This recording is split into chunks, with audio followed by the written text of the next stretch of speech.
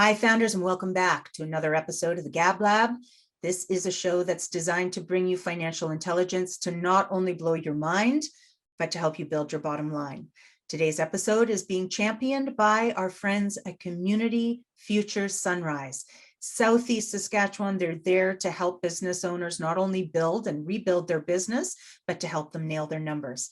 I'm your show host, Tanya Woods Richardson, and our Nail the Number Pro today is Jill Sauter. She is the principal of Jill Sauter Communications, and she is going to walk us through how to ensure our marketing strategy is both meaningful and measurable with bottom line impact.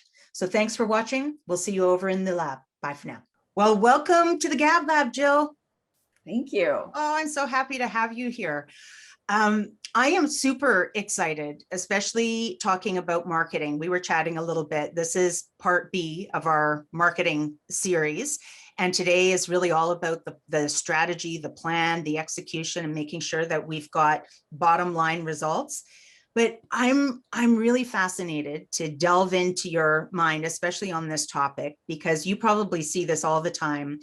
Way too often, I'm probably guilty of this myself, but we jump in to marketing because it's fun and we think, okay, this is all the fun stuff, and we very rarely take a cohesive, coordinated approach to understanding what we're trying to say, who we're trying to say it for or to or with, and then how that's going to result in bottom line results for us, bottom line profit. You probably see that all the time. All the time. And I get excited about it too. But really the reason we're in business is to be able to pay our bills and put some away. And we really need to keep that as the focus. So yeah, I'm excited to talk about that too. It doesn't have to take away all the fun stuff. No, right. And business is supposed to be fun, believe it or not, as tedious as it might be for some people out there right now. So where do we start? Let's imagine, we've come through COVID now, probably one of the toughest years any of us have had in business. And for our audience listening in, I suspect many of them have probably, that cliche word now, pivoted, right? We're starting to see the light at the end of the tunnel. It's not a train coming to run us over. Yeah. And so now everyone's trying to figure out, okay, now that the worst is behind us, how do we really kind of create longevity or long-term success with our products and services? So everyone's got a product or they've got a service. Now, where do we start when we're trying to figure out how to build a marketing strategy around that? For me, it really starts with customers and understanding who your customers are. And one of the challenges that I've seen through COVID and now coming out sort of looking forward beyond COVID is the people are getting excited about their opportunities. And I'm actually working with one client right now, and he sends me a message every day saying, this is a great opportunity. This is a great opportunity. And it's wonderful to have so many of those opportunities. And you mentioned the pivot, and some businesses found new opportunities in COVID that they didn't know before. And so what I'm seeing is lots of different kinds of opportunities, but for effective marketing, focus is really important. Understanding who your best customers are and really getting to know them. One of the big problems that I find in businesses is being really distracted by lots of new, bright, shiny things, new opportunities that come up, great ideas that somebody has, whether it's a customer or an employee. There are lots of, it's nice to be in a spot where you have lots of opportunities, but from a marketing standpoint, the real effectiveness in your marketing comes when you focus on specific customer groups and get to know them really well, understand what issues they have or their problems that you can solve, and then really starting to work with them on a more frequent basis and getting to know them so that you can get to know other potential clients who might be like that customer. Okay, so lots in there I want to dig into. Before we do that, if I take a step back, I know some business owners think that they are supposed to be marketing the business. Do you recommend marketing the business, or do you recommend marketing each product or service separately? It's different for every business. And I'll give you an example. One time I was working with a very small microbrewery before microbreweries were a thing. And the problem that they had was that their marketing budget was really limited. They had different products, but they wanted to come out with a more professional look and feel to their brand. And they wanted to get bigger. But at the time, they didn't have the money to really market every one of their individual brews, the varieties that they were brewing. So we worked on a corporate brand, and we sold all the products under the corporate brand and started making relationships based on the company itself. As they've grown, they've been able to market individual beers that they're brewing and develop them more as far as branding and, targeting those beers to specific restaurants that they fit the kind of vibe in the restaurant. So it depends really on the products and services that you offer, but also the budget that you have. Okay. All right. So once we decide if we're going with an overall corporate strategy, or if we're going with, and corporate sounds like a big word for small business owners listening in, but if it's an overall business branding initiative and creating awareness and marketing around that, or if it's going to be product specific, you talked a little bit about, and I do want to get to the audience, but you also talked about money. And I think that's probably really important to delve into here a little bit. In many of our other episodes, we talk about the importance of forecasting and actually really getting to the bottom of what are your true sales goals. So rather than just this, what do they call it? When you've got a rifle and you're the shotgun approach and you're just throwing everything at the wall, hoping something's going to stick, and not even knowing what the financial goal of this whole initiative is supposed to be. Are there any specific tactics that you use to help business owners understand what that goal is, or is it really just basically doing a cash flow? Well, part of it is profitability of both the product or service that you're selling and the market potential. One time I did a marketing plan for a business, and there was no website recommendations or advertising recommendations. The recommendation was to get your numbers in, understand your numbers, because I said, why would I promote product A or product C if I don't know if they're actually adding profit to your bottom line? Because if we go out and create a marketing plan for product A and you lose, $400 every time you sell one of those units, why would we do that? Why would we promote a losing product? And here product C is making money, but we're not promoting it because it's not flashy and interesting. It's just that product that sells, or that service that sells all the time. And it's not exciting. It's not maybe new or sexy. And I think that understanding your numbers is primary to focusing on the marketing plan, on the things that are going to bring a positive return to your bottom line. So we can talk a little bit more about that later, but I think that, like when you look at products or services that you want to promote, they absolutely have to be profitable for the company. Beautiful. And I appreciate you saying that, because I know many people listening in are not really about the numbers. I know this podcast is all about the numbers and bottom line profitability, but I think people would sometimes prefer to go to the dentist rather than calculate the numbers. But I think that's such a valuable point, is understand whatever product it is that you're about to go forward with, make sure it's profitable, and with your audience, make sure your audience can actually pay for it, right? That it fits that. So and let's talk. Yeah, sorry, go ahead, Jill. The other thing I was going to add was one of the first things that I do with clients is we look at market opportunities and who the best customers are, or the ideal customers. And And really the primary criteria is, can that market pay for the product or service that you have to sell? And is it going to be profitable in the long term? I was working with one client and they wanted to sell a product to a marketplace where intellectual property isn't well respected. And so they might make one sale, but then the repeat opportunity wasn't there because in this case, people were photocopying the product, the information that the person was developing.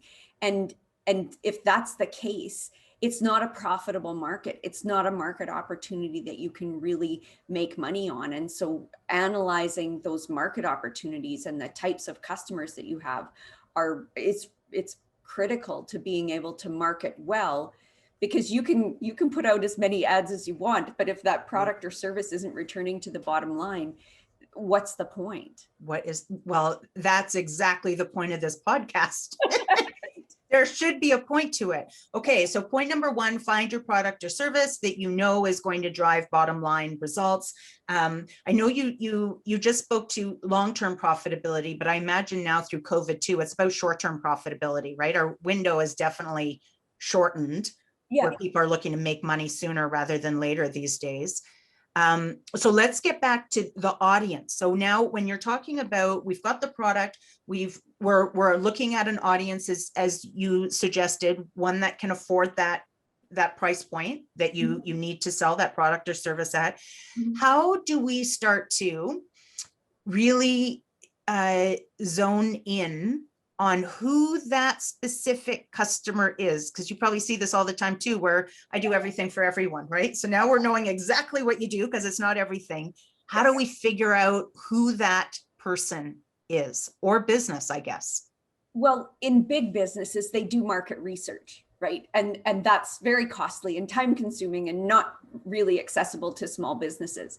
But I think that entrepreneurs and the people who are on the front line, if it's say a retail situation, or if you've got employees who are working with customers, you all know who those customers are that are your ideal customers.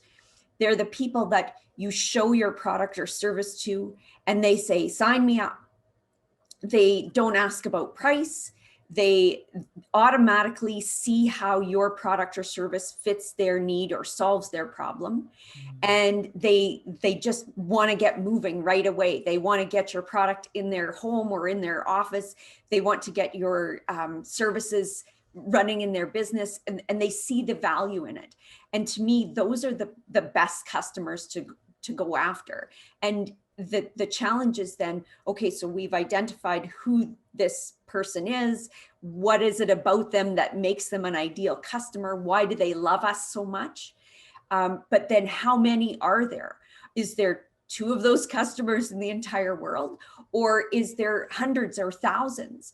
And then for small businesses, is this something that has to be localized? So we're bounded by geography, like say for food services, or say a product or service a service where you have to produce the result. Sometimes there's some geographic boundaries that mean we can't look outside of our local area. But in other cases, especially with what we've learned through the COVID lockdowns, maybe we have customers outside of our local area that we can connect with. So then once we know who we're talking to, how many people are out there, how many potential customers could we have connection with, and would see our products or services the same way this ideal customer sees us. Brilliant. Yeah, I think you're right, especially for rural business owners, right? One of the things we learned very quickly through COVID is there is geographic reach. That, everybody was so afraid of doing that earlier on, and then COVID kind of forced us outside of our box and extending that reach. So one of the key words that I heard you mention there, Jill, was problem. What problem are you solving? And it feels like through COVID and through the crisis that a lot of people felt, it feels like everybody was, we were kind of moving more into essential services or essential products. And it really forced all of us as business owners, myself included, to really understand what problem I was solving for people, because the days of just throwing money at stuff, they were long gone, right? How are you helping people? Do you have any tactics or tips that help people to better understand what problem they're solving, or what their solution is with the product that they're offering? Well, one thing that I always do is connect with past customers and help understand what value the product or service for my client brought to them. And I think just connecting with people, understanding what was their situation before you worked with them with your product or service, and what is their situation afterward, because that contrast can tell you a lot about the difference. And I'll give you an example. Lots of places around North America forced hair salons to stop operating for a while until we figured out how to operate them safely in the COVID world. And what we found was where places were shut down for an extended period of time, hairstylists weren't just selling a haircut. They were selling some things like confidence and personal self-worth, some pampering or connection with other people outside of your home, because lots of us have relationships with our stylists.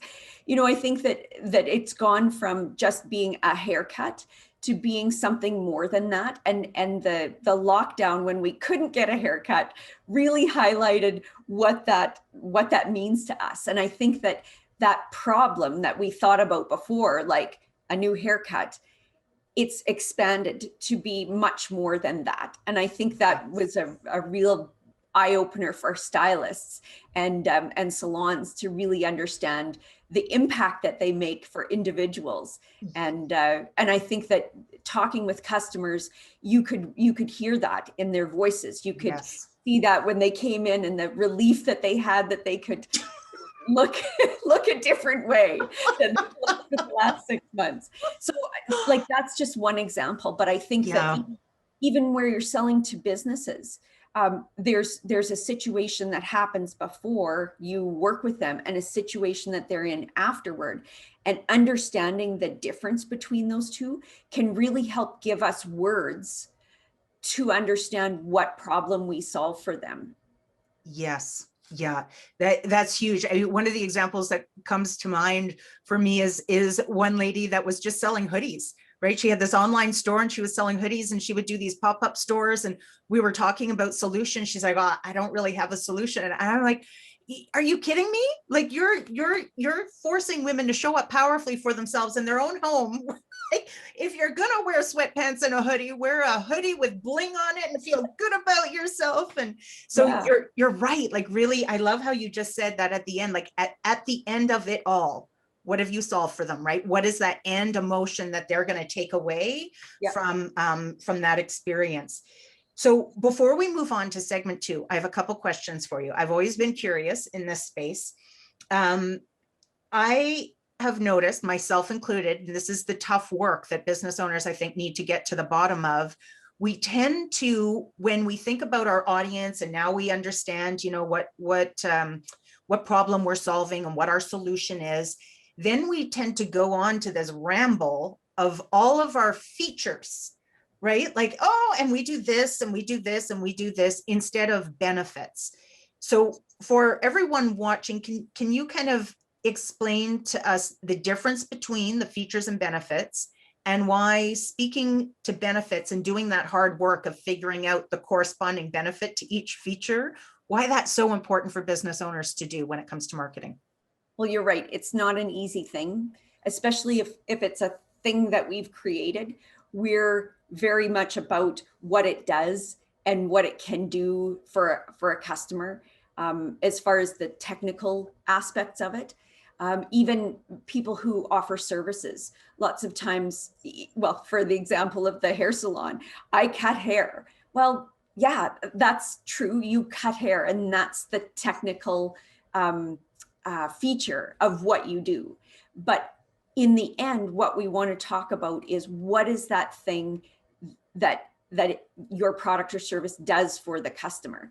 And another example in a post-COVID world is restaurants.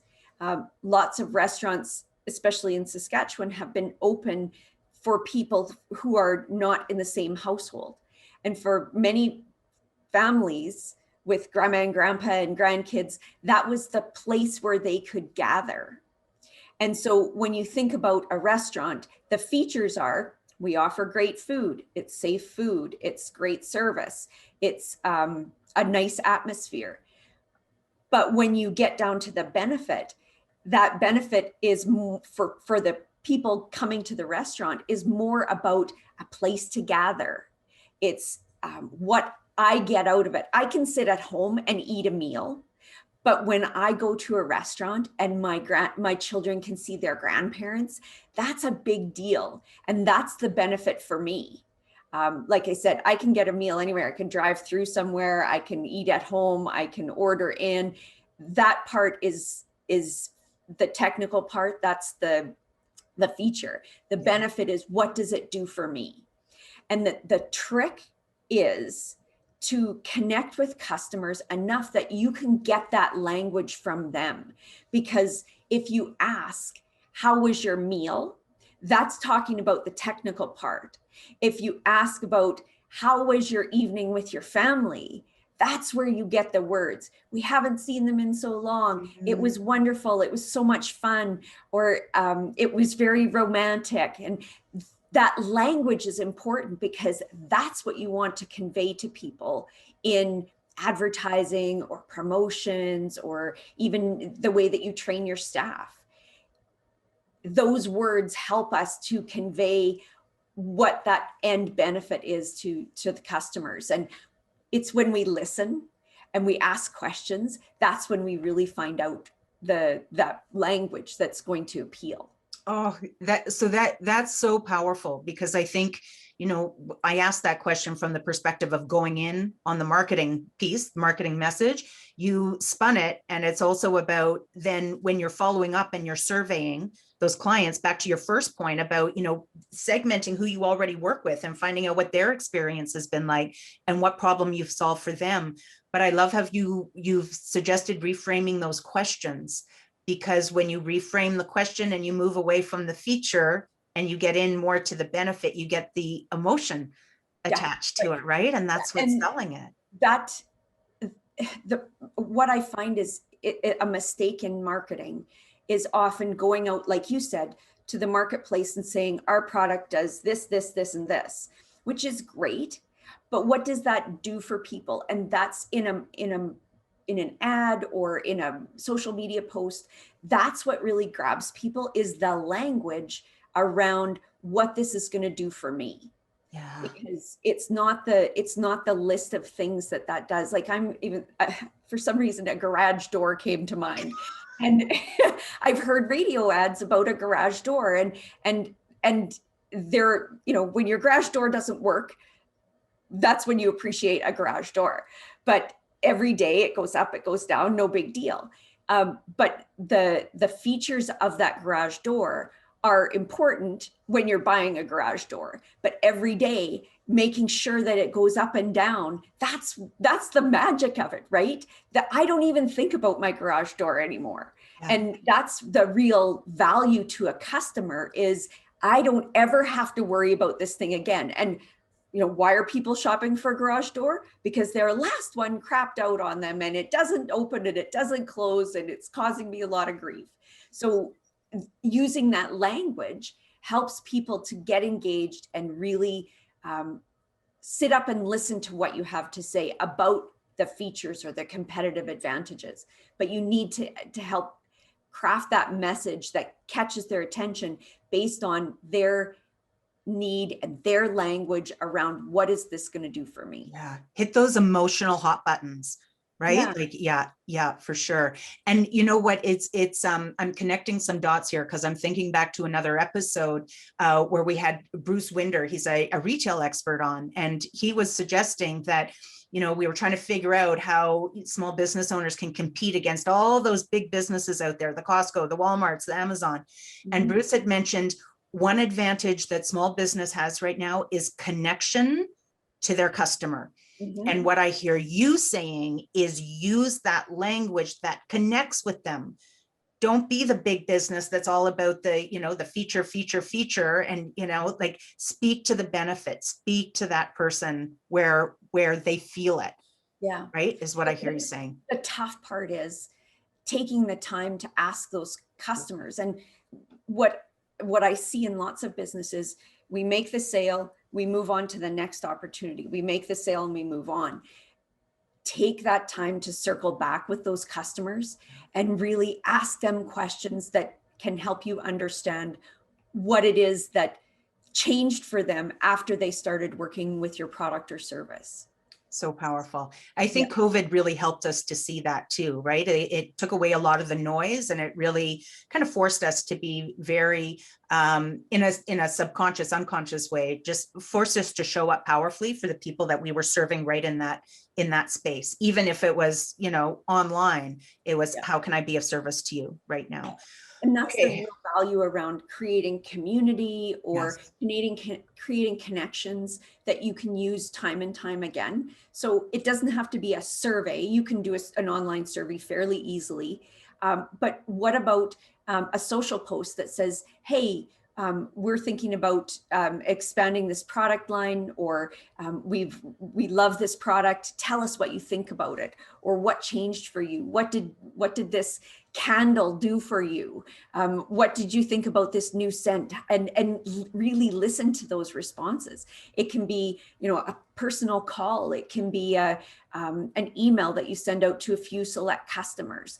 It can be just a conversation that you have with a client that comes back again and again to your store.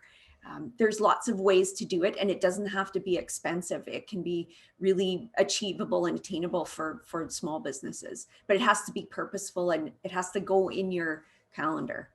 Right. Well, yeah. And we're going to speak about that, I think, in segment 3, right? Like, get out there, do it, and then measure it. And so just in closing on that, there's one high level point, and I know I've kept you longer than promised for segment 1, but I'm curious just to explore business to business versus business to consumer. Because I've noticed a lot of businesses, as soon as they think that they're marketing to companies, they lose sight of that connection again, and they treat the company as a company, when within that company it's actually still people that they're dealing with. So any parting words on that with segment 1, on just the difference between business to business and business to consumer? Yeah, there are differences as far as how you approach them, and we'll talk about that later. But I think that the ideal customers, that still applies. There are businesses that definitely need what you have and won't question the price. They don't have an RFP process. They just want to get you in there doing what you do, or your product in their office. But there are other customers who maybe don't pay on time, or take too long to pay, or some of those things that need to be considered when we talk about profitability and cash flow. Right. But then there are also the clients that will use you again and again, or buy your products or products again and again. There are customers who will speak highly of you and don't mind giving a recommendation. There are other customers that can't give a recommendation, even if they wanted to. They've got a big corporate office and it has to go by a lawyer and those kinds of things. Though understanding customers is really important. Sometimes the sales cycle for a business is really long. So a big corporation might be a great target because you can sell lots of product or service to them, but maybe it takes so long to get through their process of procurement, it's not worth it. So there are some of those tangible things that are important to consider when you're looking at an ideal corporate customer. On the other side, those soft things, sometimes you can go into a business and make a real impact. Other times it takes a long time to sell to them, and they get your product or service, and it's just, maybe they're too big to notice that there's a difference. There's lots of variability in how that customer can relate to the change that your product or service brings to their organization. So understanding that can be really helpful in identifying great opportunities and establishing some long-term relationships. Brilliant. Okay. Well, thank you for hanging in with me on this longer than planned episode. But I think, correct me if I'm wrong, like once we really nail our audience, once we figure out what product, who is the intended user for this product, understand the problem that we're solving, can they pay the price? Once we figure all of that out, that really informs our messages and makes everything that much easier. Yes. Right? Yeah, that second piece where people, I feel, jump this key piece, and then they move right into, oh, I'm just going to build some social media accounts and start, spewing. It's the aim before we shoot. And that's really important. Your shotgun analogy early on was great. That's one huge mistake that companies often make with marketing. Getting laser focused and aiming and understanding what you're shooting for, that's a critical part, especially for small businesses that don't have huge marketing budgets. You have to make good decisions about where you spend your time, energy, and money. Right. And I will say, because I know there's a lot of founders right now, what I hear you saying is take the time to do it. I know that many founders, you mentioned it, we're the butterfly chasers, right? We like sparkly things. We're always about, oh, let's just go do this. Yeah. But if you sit down and you do this work, this is where the results come from. So I just want to share with everybody as we move into segment 2 that you have generously provided us with a number of tools for this segment, the customer information checklist and the purchasing process worksheet. So thank you for those. Please, before you move on to part 2 of our episode, make sure you get a moment to download those worksheets to make this process easier for you. Thank you, Jill, for being here with us for part 1. We're going to see you back in here for part 2. This is the sexy part. This is the part everyone's waited for, like how we get the message out there. So I'm looking forward to seeing all of you back in here for part 2 of our plan and strategy with respect to marketing. See you in a bit. Bye for now.